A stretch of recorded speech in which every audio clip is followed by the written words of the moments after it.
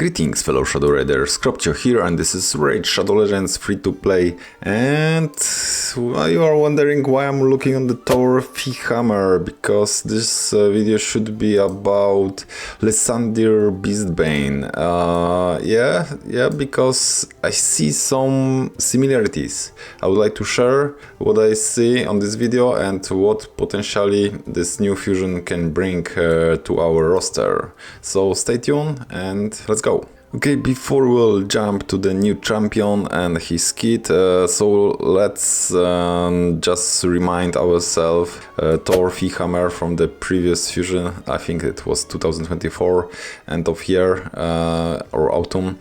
Yeah, so here we got A3, so this one is AoE skill on free turn cooldown and is bringing decreased speed. Yeah, so that's what I would like to note here. Very important debuff for wave content. A1, so basic attack. We got 2 hitter, right, with 20% chance of repeating the attack. Yeah, that's something that can be like a 4 hitter probably, because you can repeat and you have small chance. So in long fights this could be pretty nice source of the damage. Let's take a look to A2. So A2 is the most busted, I would say, skill on this champion. So this one is hitting very hard. And this is AoE, but is implemented differently, that each hit will be treated as a single target hit. So he will, for example, if you get 4 enemies usually that you have, it will be 4 single hits, which will be escalating the damage. Which generally is super busted, especially for Hydra. The final thing is the aura, so aura attack in all battles by 30%. His attack is also pretty high. Yeah, so this correlates pretty well with this champion. And generally Thor is great champion. So now let's jump to the new champion and see what I noticed there. Hold up, Shadow Raider. Click the link in the description right now to get Uugo for free. You will also get 2 more amazing free epics as you level up. Here are the exact steps you need to follow. Log out of Plarium Play on PC and uninstall. Click the link in the description and register with brand new email. Launch raid and complete the tutorial.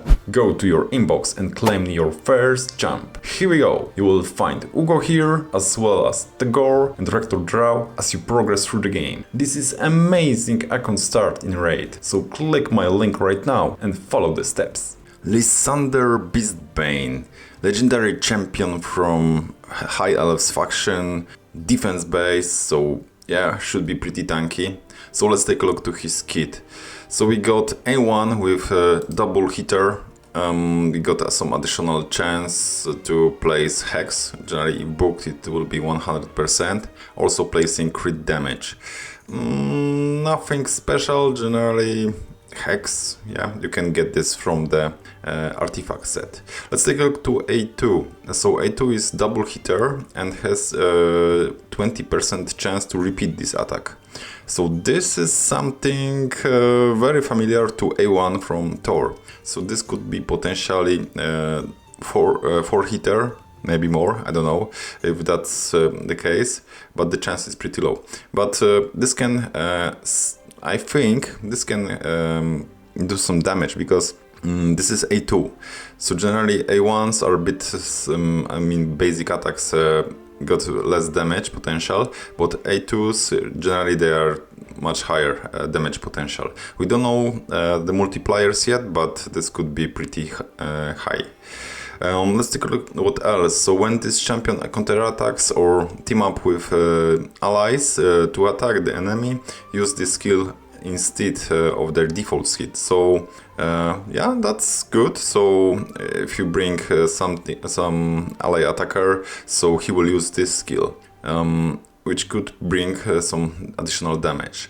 So damage inflicted with this skill increased by 10% each time an ally is devoured. So this is for generally Hydra only, because I don't remember there is only other possibility to devour the champions. Okay, so this is 3 turn cooldown, that's nice. What else do we have here? So double hitter on A3, decrease speed when booked 100%, and this is on 3 turn cooldown. So that's the similarity with Thor, so he also got this. So this is double hitter, I think Thor is one hitter. So this could be potentially very useful for the wave content to slow your enemies. Additionally, we have weaken here for 2 turns, and if the target is under hex, first those debuffs will be applied, then the double hit. Pretty nice. We need to remember that this champion is defense based, so it will be pretty tanky. Very useful. I think that this is nice. Okay, so looks like some special thing, also Hydra related, is also included in the passive.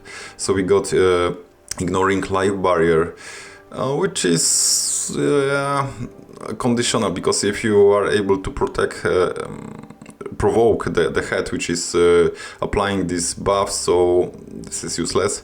But we also got ally protection, which sometimes in PvP fights can be useful, because some champs some strategies in compositions are using ally protection to protect their squishy damage dealers.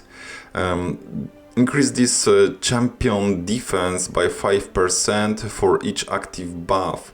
So yeah, because the damage scales based on his defense, so this can be potentially like additional boost. So having a team with protected buffs, so this could go do some work in Hydra, maybe in other contents.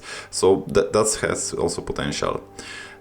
Similarity to Thor, so he also got aura for the all battles, so 28% for the defense. So this champion is defense based. Yeah, looks pretty interesting. We'll see. So everything depends what will multipliers be.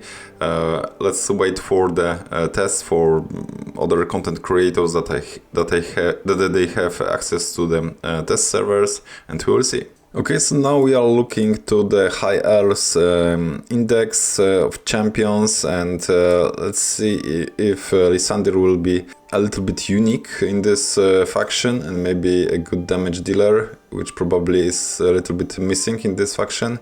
I do not have many champions, but I could see that in terms of defense base we got Islin. So Islin is also defense based champion. Generally this is good healer, but this champion, as you remember, is also got decreased speed, so this is redundant skill. But if you do not have Islin, so yeah, maybe this new champion can bring this in this faction. Also, we got Incarnate as a defense-based champion. This is supporter, and Tatura, defense-based champion. So those two are a little bit different, right? So for sure, new champion will be Hydra related, because all those skills are generally screaming Hydra. So if you need help there, this will be a good addition. So if you think to maybe skip this fusion because you don't have resources, or maybe you have resources and you're looking for something better, I would highly advise to check something in your roster, what you have currently available.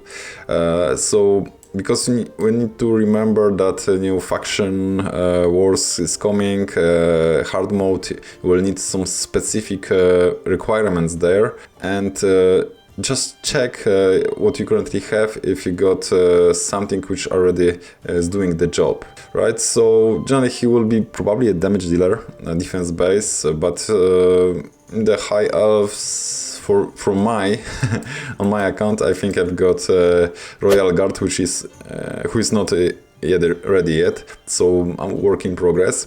Yeah, but that's the option. So let's check the debuffs that this champion brings. So as you remember, there was a Hex, but Hex you can bring through the artifacts set. So let's check where is the Hex. Okay, so I do not have any champion which is bringing Hex from the High Elves. Okay, but yeah, artifacts will do.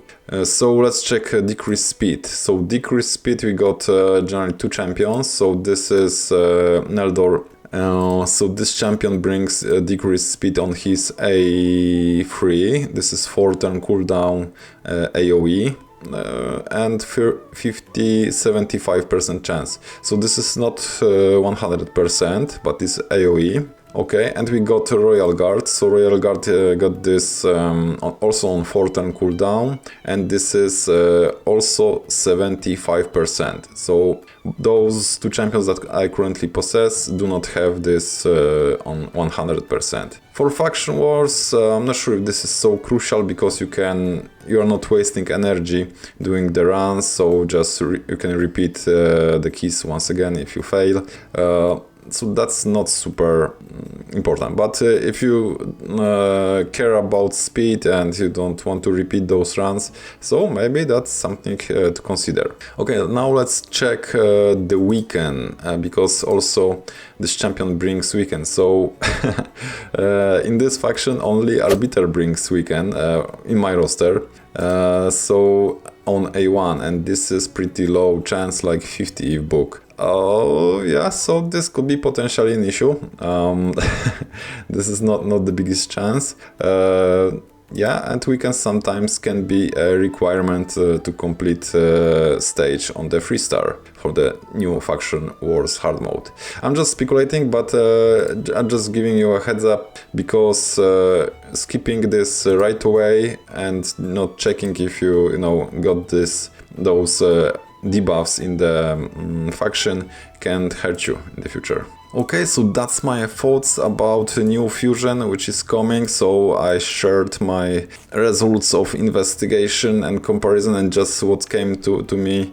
So the similarity with Thor, and maybe this champion will hit hard. So maybe it's not a skip. Maybe we should go for him.